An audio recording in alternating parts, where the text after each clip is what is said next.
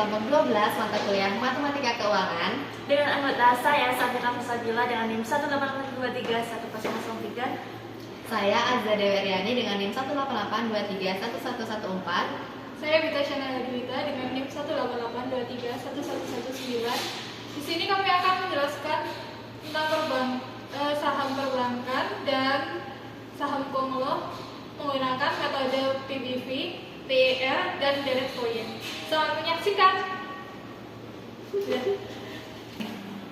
Kamu pernah nggak sih beli saham terus mikir, jadi sahamnya tuh murah atau kemahalan ya? Nah, banyak orang tuh sekarang asal beli saham gitu karena harganya kelihatan turun, padahal turun tuh belum tentu murah dan mahal belum tentu worth it. Nah, di video ini kita bakal kasih tahu dua cara paling populer buat ngecek valuasi saham, yaitu PBV dan PER. Nah, kami bakal langsung praktekin ke 7 saham yang lagi rame diperbincangi, yaitu saham perbankan, ada BBCA, BBNI, BBRI, BMRI, dan saham konglo yaitu TPIA, DSSA, sama Bumi. Nah, di sini kami bakal hubungin hasilnya sama kondisi IHSG dan nilai tukar rupiah yang lagi kacau ya hari-hari ini lah.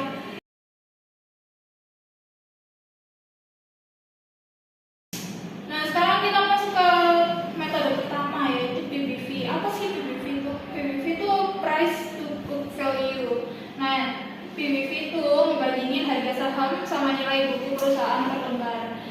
Untuk rumus simpelnya yaitu BV, total ekuitas dibagi jumlah saham yang beredar, terus PBV itu harga pasar dibagi BV-nya. Nah, PBV di bawah 1 itu under value, dibeli, dan kalau di atas itu over value dan dijual. Hasilnya tuh dari 7 saham cuma BBNI yang under value dengan PBV 0,67. 6 sisanya itu over value. Bahkan DSSA tembus PBV 51. Nah, kalau metode yang kedua itu ada price earning ratio atau disingkat PER. Kalau dari PBV sendiri tadi itu melihat aset, kalau PER itu melihat kemampuan cetak laba. PR itu sendiri didapatkan dari harga pasar dibagi dengan EPS, di mana EPS itu laba bersih dibagi jumlah saham. Nilai intrinsiknya sendiri diperoleh dari IPS dikali PER rata-rata industri. Nah, kalau nilai intrinsiknya itu lebih tinggi dari harga pasar, maka under value sehingga dibeli. Hasilnya beda dari PBV. Dari hasil PER sendiri 5 saham under value yaitu BBCA, BBRI, BMRI, BBNI, dan TPIA. Nilai intrinsik dari BBCA sendiri hampir 85.000, padahal harga pasarnya Rp5.075. Tapi hati-hati, DSSA dan Bumi PR-nya 500 lebih. Itu sinyal EPS-nya sangat kecil alias profitabilitasnya lagi tertekan. Keduanya over value sehingga rekomendasinya itu dijual. Yang paling konsisten dari dua metode yaitu PER dan PBV yaitu BBNI, under value di PBV dan juga di PER.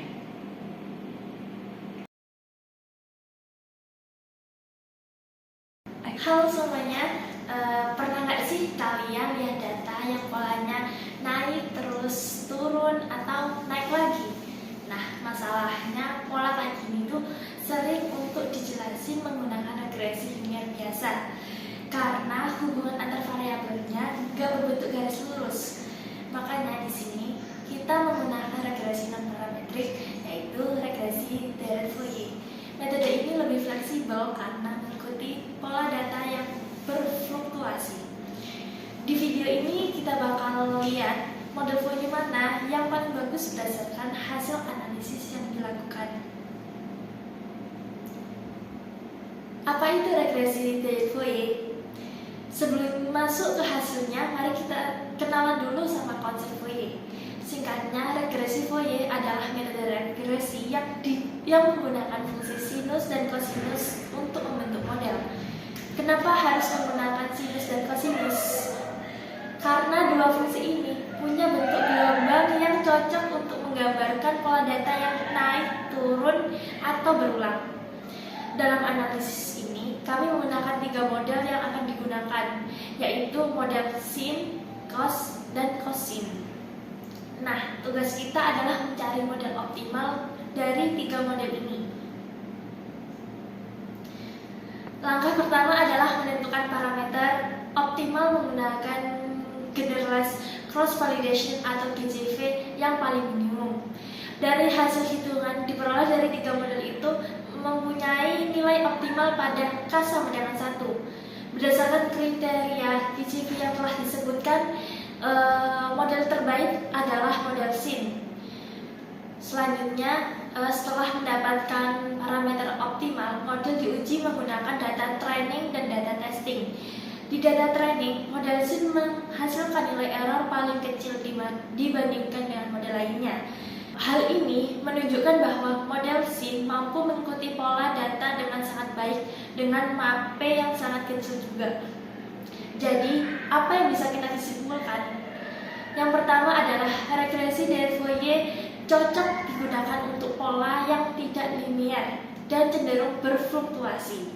Keduanya yaitu seluruh model menghasilkan parameter optimal yaitu K sama dengan 1, dan model SIN menjadi model terbaik berdasarkan nilai GCV dan performanya. Sekian dari pembahasan kami. Terima kasih sudah menyimak. Semoga penjelasan ini bisa membantu memahami regresi parametrik dari Fourier dengan lebih mudah.